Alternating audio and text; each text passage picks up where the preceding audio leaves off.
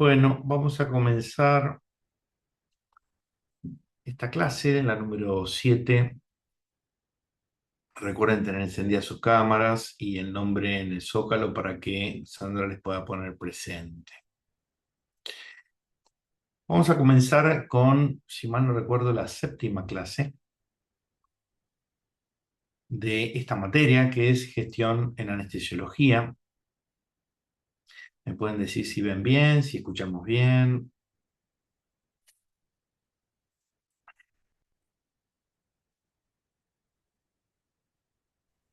Se ve perfecto. ¿Se escucha bien? ¿Se ve bien? Sí, Sí, sí. ambas.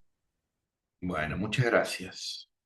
Bueno, hoy vamos a hablar de ética y compliance en anestesiología y vamos a ver en términos de management la importancia de esto, ¿no es cierto? Algo que muchas veces pasa desapercibido y la verdad es que asumimos riesgos muy importantes al no tener en cuenta lo que significa la ética y el compliance, ¿no? Lo vamos a analizar desde el punto de vista de una asociación de anestesia y también desde un servicio de anestesia, es decir, todos ustedes integran uno y allí también hay ética y compliance para considerar, ¿no?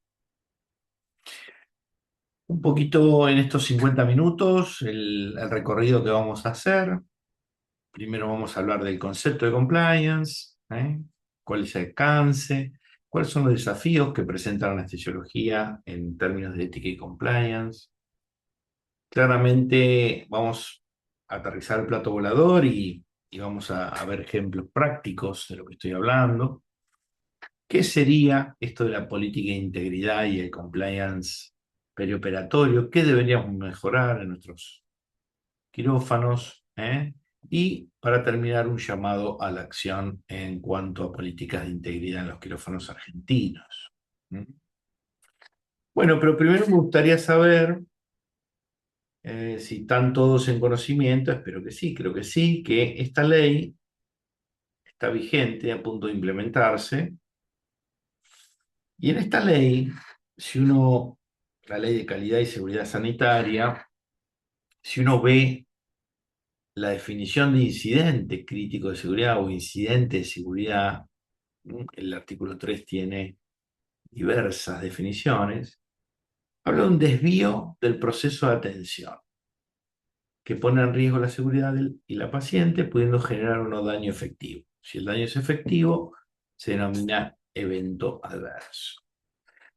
Cuando uno lee desvío del proceso de atención, inmediatamente tiene que saber que la ley está enfocando el problema desde un marco de ciencias de la calidad.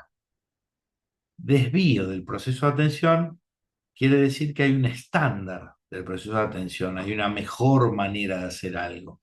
Y un desvío representa la deriva, el alejamiento, la brecha generada por desviarnos de ese estándar. ¿Sí?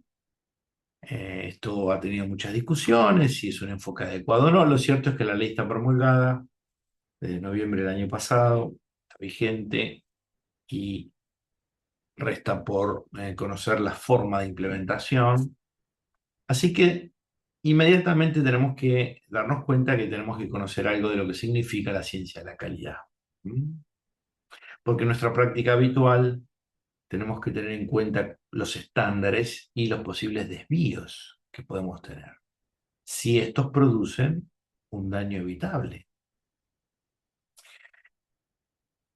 El principal problema y error que estamos cometiendo en términos generales, salvo honrosas excepciones, es que la calidad total o ciencias de la calidad es algo que se construye, pero tiene dos vertientes: ¿Mm? El aseguramiento de la calidad y el control de la calidad, abreviado como QA y QC. Cuando nosotros hablamos de seguridad del paciente, en términos de ciencia de la calidad, estamos hablando de un servicio terminado y el control de defectos de ese servicio. Eso es control de calidad o QC. Lo que no hacemos nunca es aseguramiento de la calidad. Es decir, mientras se desenvuelve el proceso de la entrega de servicio, controlar que estemos cumpliendo las normativas, los protocolos, la buena práctica. Eso no lo hacemos. Por favor, si alguien tiene algo para aportar o preguntar, siéntase libre de hacerlo. Bueno, no es común que vayan luego a ir a buscar estos temas, excepto le interesen, y quizás sea la única oportunidad de encontrarse con estos temas. Quiere decir que en un proceso preoperatorio, lo que hace el mundo de la anestesiología es control de la calidad, pero no hace aseguramiento de la calidad, no controla el proceso mientras se está desenvolviendo la entrega del servicio. ¿Sí? Está claro la diferencia, ¿no? Diferencia muy importante. Lógicamente, los enfoques de las dos técnicas de ciencia de la calidad son muy diferentes. Uno tiene por misión la prevención de problemas, ¿no? Y la reducción de eventos adversos en este caso, ¿no? En cambio, el control de la calidad lo que intenta es, después de entregado el servicio, ver si ese servicio tiene eh, unos márgenes de estándares de seguridad adecuados, ¿no?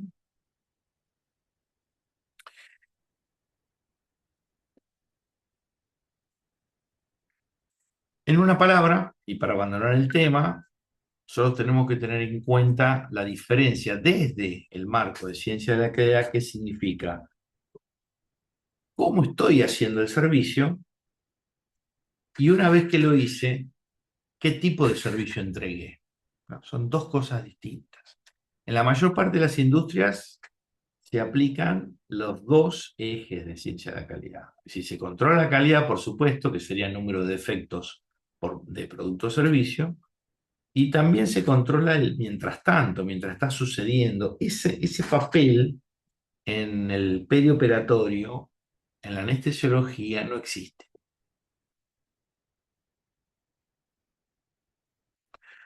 A nivel organizacional, y específicamente hablando de las asociaciones de anestesia, la gestión de una organización tiene al menos 5 ejes muy importantes. Y uno de esos ejes, de los cuales nos vamos a ocupar hoy, es la gestión de la ética y el compliance. Vamos a averiguar qué saben ustedes hoy del término de compliance. Quiero que entren con el teléfono en este link y en 3 palabras, según el conocimiento que tienen hasta ahora, coloquen qué quiere decir ética y compliance en su conocimiento. Siéntanse libre de poner lo que quieran, ¿no? Tenemos 32 participantes, 30 participantes hoy. Vamos a tomarnos unos minutos para hacer esta encuesta y explorar el nivel de conocimiento que tienen de este tema hoy en día.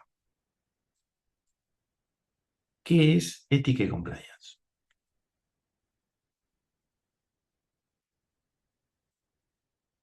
Pongan las 3 palabras que crean que significa, que definan o enmarquen el término, y vamos a construir un cloud, una nube, con la opinión de todos.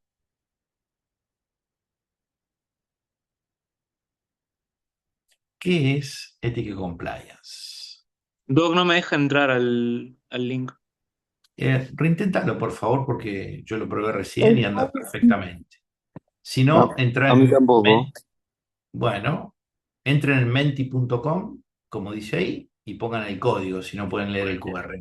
Poniendo el código a mí no me deja entrar, doctor. Disculpe. ¿Y con el QR tampoco? Yo entré con el QR y pude. Sí, lean el QR, por favor.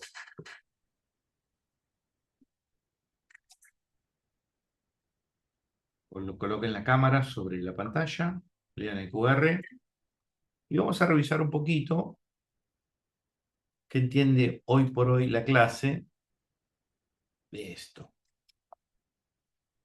¿no? De qué es compliance.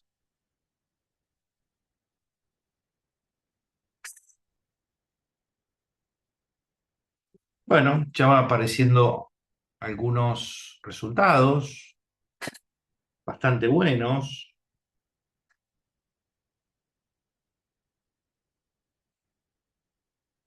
Dos minutitos más para que terminen de participar.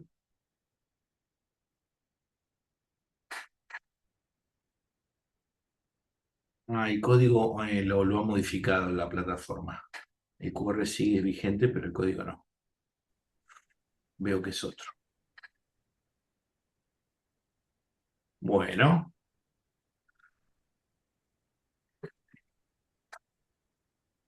Muy bien. Muy bien, gracias por participar. Bueno, la mayor parte del auditorio cree que ética y compliance son los valores, las normas, muy bien, la seguridad, protocolos, controles, prevención, cumplimiento, muy bien, muy bien. Esa es la traducción más fiel, ¿no? Cumplimiento. Muy bien. Vamos a seguir un poquito con esta charla y vamos a ver si podemos afinar un poco lo que es ética y compliance. Vamos a escuchar 2 minutos a un grande. La base de la reflexión ética es la capacidad que tenemos de ponernos en el lugar de otros. Eso se basa en esta condición de seres simbólicos, es decir, nosotros comprendemos lo que es ser humano, comprendemos lo que es el otro, entendemos que nuestros parecidos con los otros son esenciales, nuestras diferencias son probablemente accidentales, son, digamos, están provocadas pues, por el nacimiento, por el color de la piel, pero lo que tenemos en común con los demás, eso sí que es esencial, porque todos somos irrepetibles, frágiles, mortales, esas son las cosas esenciales. Entonces, la ética consiste en decir, bueno, cuando vayas a hacer algo, piensa que el otro es otro tú, es como tú, está de alguna manera padeciendo y viviendo y gozando con cosas muy similares a las tuyas. Este principio, el no hagas a los demás lo que no quieres que te hagan a ti y procura ayudar a los otros como quisiera que te ayudaran a ti, es en casi todas las culturas la base o el fundamento de la ética. Pero también es verdad esa cosa que señala Fromm, que cuando hagas algo a otro, no se lo estás haciendo a él, sino que te lo estás haciendo a ti, porque el otro es el que confirma tu humanidad. La humanidad no te la dan los objetos, no te la dan los electrodomésticos, no te la dan los aparatos. Todo eso no te va a hacer más humano. Rodeado de objetos, ningún objeto te reconoce como humano. Solo otro ser humano te puede dar humanidad, te puede reconocer como humano, te puede ver como tú quieres verte a ti mismo, es decir, como un ser humano. Por lo tanto, lo que estás haciendo a los demás, si lo haces en contra de su humanidad, estás perjudicando la tuya. Cada vez que destruyes o aniquilas la humanidad de un ser humano, estás disminuyendo la tuya, porque la tuya depende de eso que el otro, con su mirada, con su sonrisa, con tu complicidad, te está dando.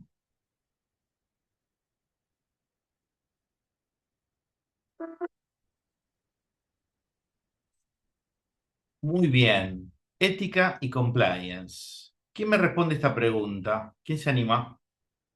Están las principales empresas del mundo. ¿Qué tienen en común?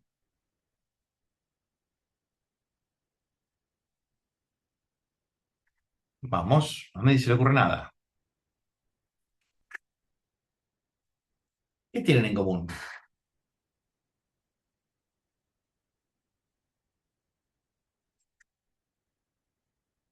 Ok, Protocolos, objetivos, líderes. bien. ¿Qué más? Todas tienen que cumplir con un estándar de calidad. Alguna. Bien, muy bien. Son multinacionales. Sí, no las vi todas, pero sí, la mayoría son multinacionales. En una organización interna también.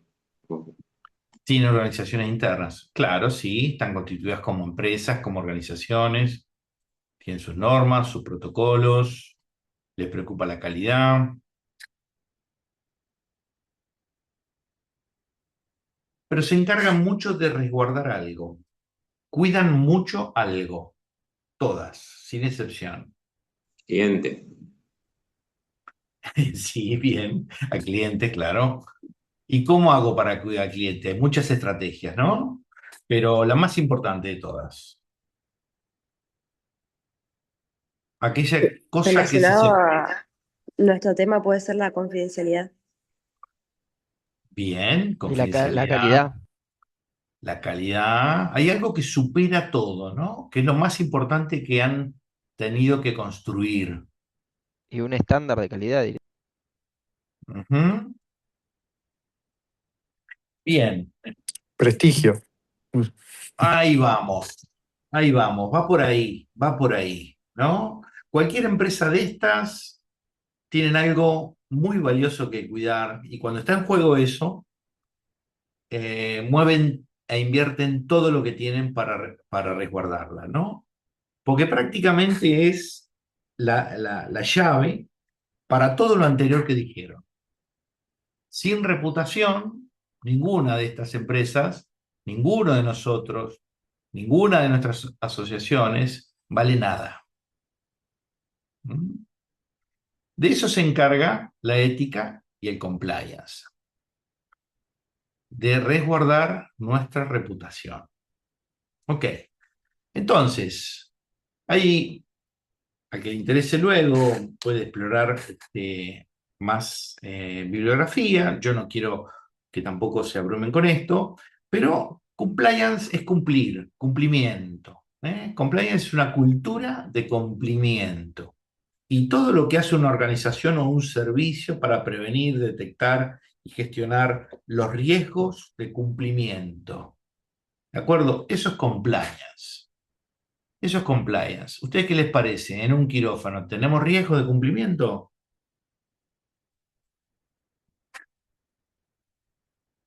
¿O se cumple todo en un quirófano? Todos No, los no, procedimientos. suele haber incumplimiento. Suele haber incumplimiento. Muy bien. Y recuerden la ley como define incidente de seguridad, un desvío en el proceso de atención. ¿No? Ahí está el punto de conexión. Muy bien. Compliance es cumplimiento, ¿no? Bueno, claramente a nivel organizacional es importante y claramente tenemos que diferenciar lo que es una obligación de aquello que se elige voluntariamente cumplir. Por ejemplo, todos ustedes son anestesiólogos que están federados. Ustedes se adhirieron al código de ética de la federación, pero lo tienen que cumplir. Sin embargo, no es una ley, no es una obligación jurídica.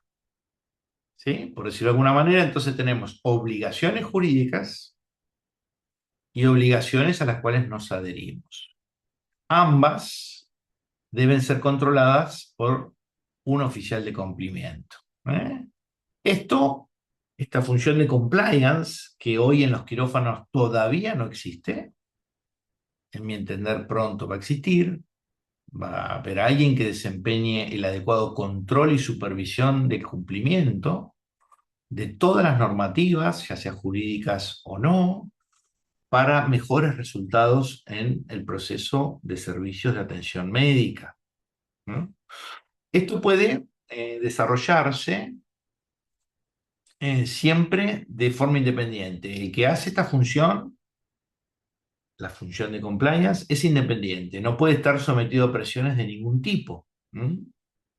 Y como les decía, hay obligaciones y hay compromisos. Por ejemplo, en una organización de anestesia tenemos que cumplir en líneas generales con la ley de personas jurídicas, que es la que nos da un número, todas las provincias tienen uno distinto. La ley de defensa de la competencia nos afecta directamente a las asociaciones de anestesia. La ley de compliance también, a partir de esta clase sepan que estamos impactados por la ley de compliance, las organizaciones. la ley de ejercicio de la medicina y después los requisitos provinciales, municipales. Y compromisos, bueno, cualquiera de ustedes tiene al menos 3 compromisos a asumir. El Código de Ética del Colegio, al que estén adheridos, el Estatuto de la sociedad a la que pertenece y el Código de Ética de la Federación. Todo esto es requisitos y compromisos de compliance. Y en un quirófano, bueno, en términos generales los riesgos pueden ser de 4 tipos. Eso dice la norma internacional ISO 31000, que es la mejor norma en el mundo para gestionar cualquier riesgo en cualquier industria. Los riesgos en el quirófano pueden ser operativos o de cumplimiento. En una organización hay 2 más, estratégicos y financieros. Pero en el quirófano tenemos riesgos de cumplimiento, como venimos charlando, y los operativos. Muy bien. Hay en líneas generales, lamentablemente, una tendencia que tiene que ver con nuestra historia y cultura organizacional de tener una baja percepción del riesgo y una exposición autoritaria al riesgo. En líneas generales hay personas que asumen por jerarquías una especie de Totenkausen y llevan puesto a todo el equipo a hacer muchas veces cosas que no deben hacerse, porque se traspasan límites. Esto ya tiene jurisprudencia. Este autor, René Malberti, creó este término de BTCU, que es la condición mínima tolerable, ¿no? Es decir, cualquier sistema opera, y ahí se los puse en rojo en el cuadrado, de una manera que tiene una línea roja para seguir operando, es decir, debajo de la cual no se puede seguir operando. A veces en los libros de seguridad del paciente esto se ve como stop the line. Y tenemos que definir cuáles son las condiciones para parar la línea. Entre todos, no la puede venir acá un cirujano, un director de hospital, el director de una clínica a decir, hay que seguir, hay que operar, hay que... No, no, no. Tenemos que definir todo el equipo cuál es la línea roja, el BTCU. Por ejemplo,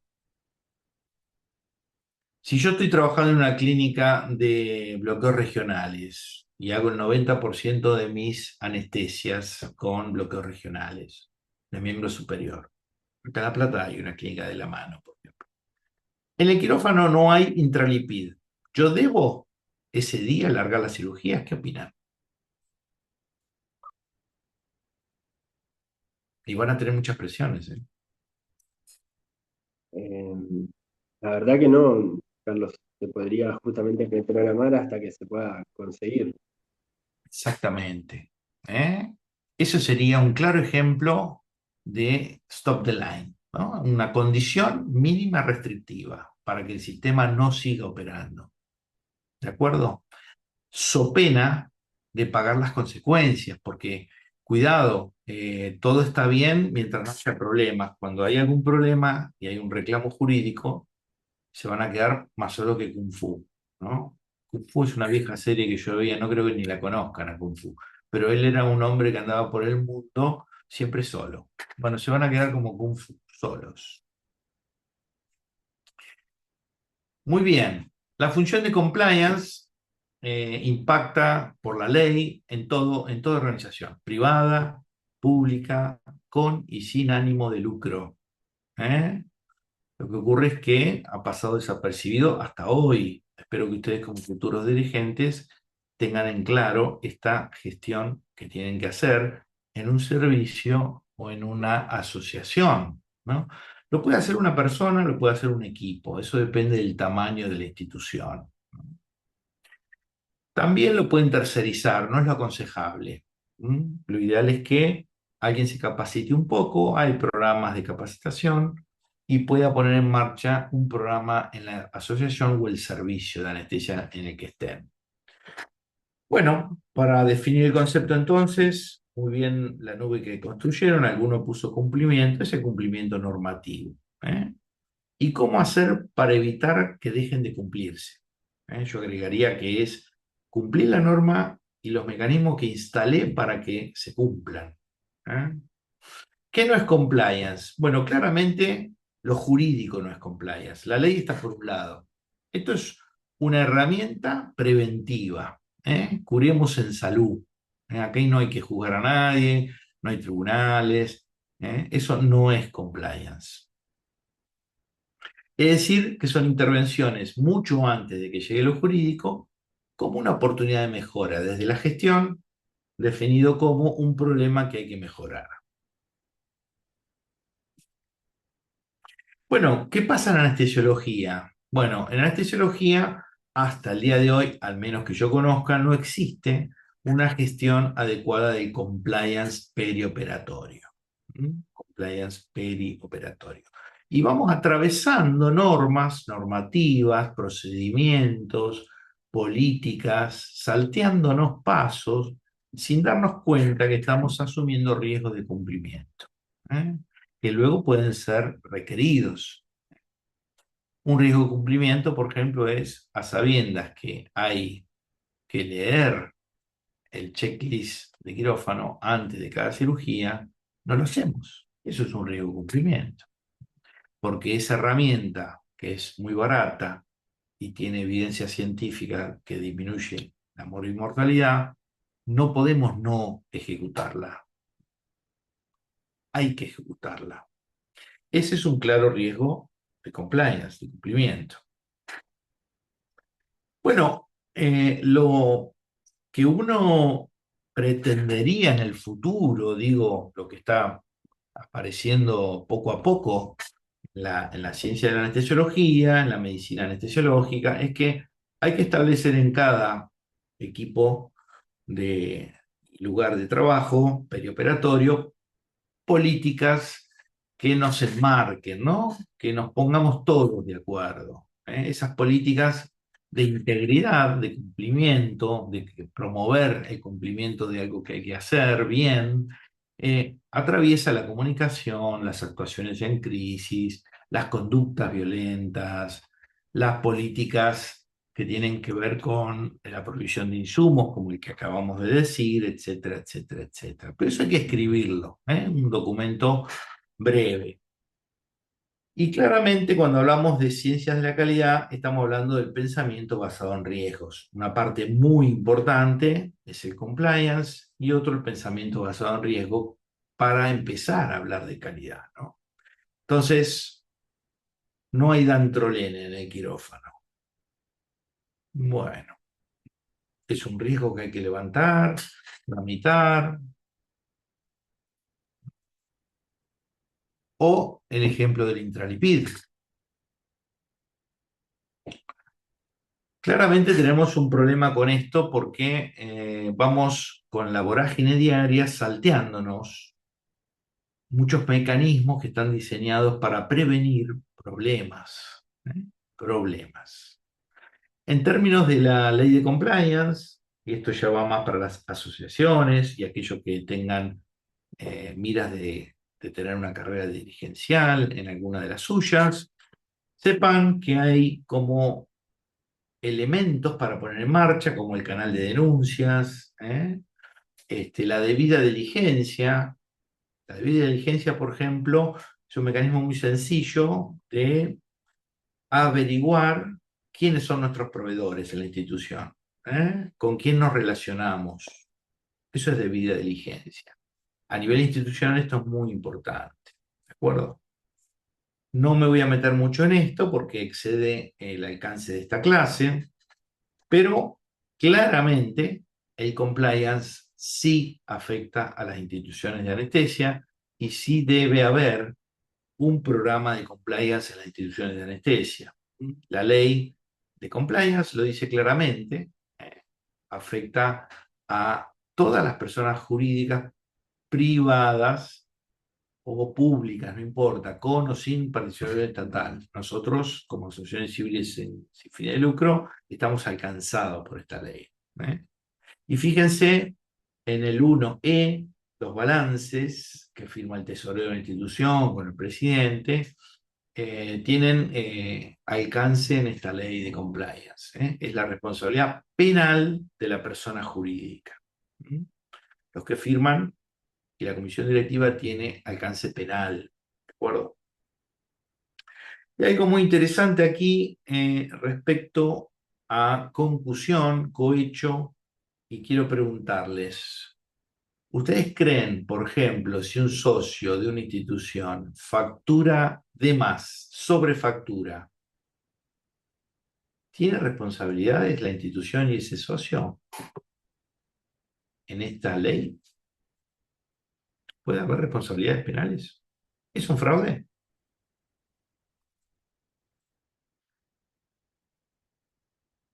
¿Qué opinan? Sí, porque está facturando una práctica que no está haciendo. Es un fraude, claramente, y puede tener consecuencias legales. El anestesiólogo que lo hace y la institución que lo factura por la falta de observación, la falta de control sobre ese anestesiólogo. Mucho cuidado con esto. Nosotros estamos, por ejemplo, en nuestra institución, se llevó desde hace 2 años adelante la creación, hoy lo integran 4 anestesiólogos, un departamento de auditoría interna, y se controlan todas las facturaciones antes de enviar al financiador. El motivo es este que estamos hablando, porque la institución puede incurrir en un delito de incumplimiento por no controlar, ¿sí?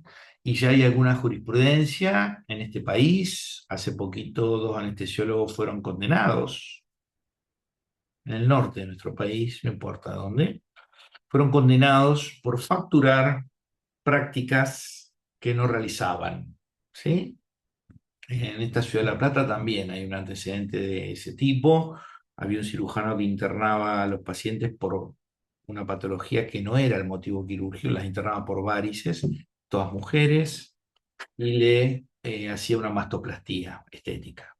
Entonces la obra social corría con los gastos de internación y lo que sucedía en quirófano era una mastoplastía.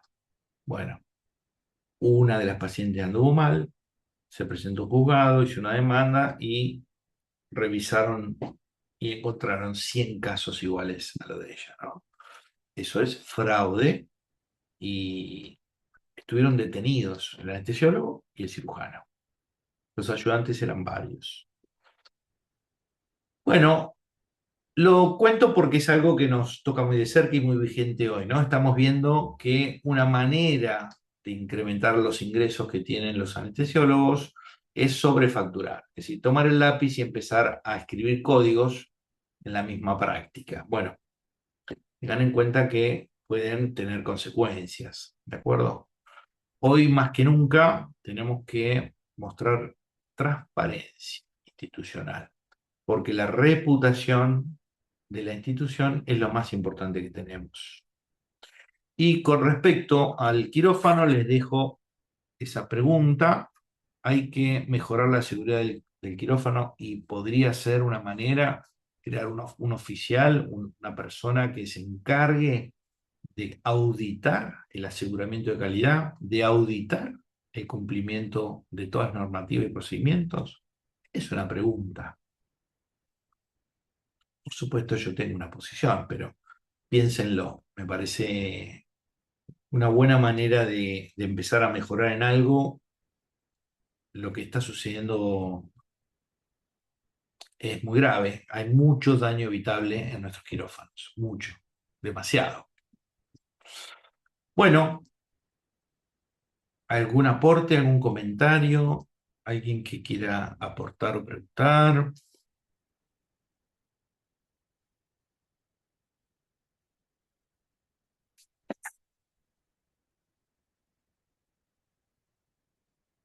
Entonces, nos vemos el miércoles que viene. Muchas gracias. Bueno, chao, chao, chao. Adiós. Gracias. Chao, nos vemos.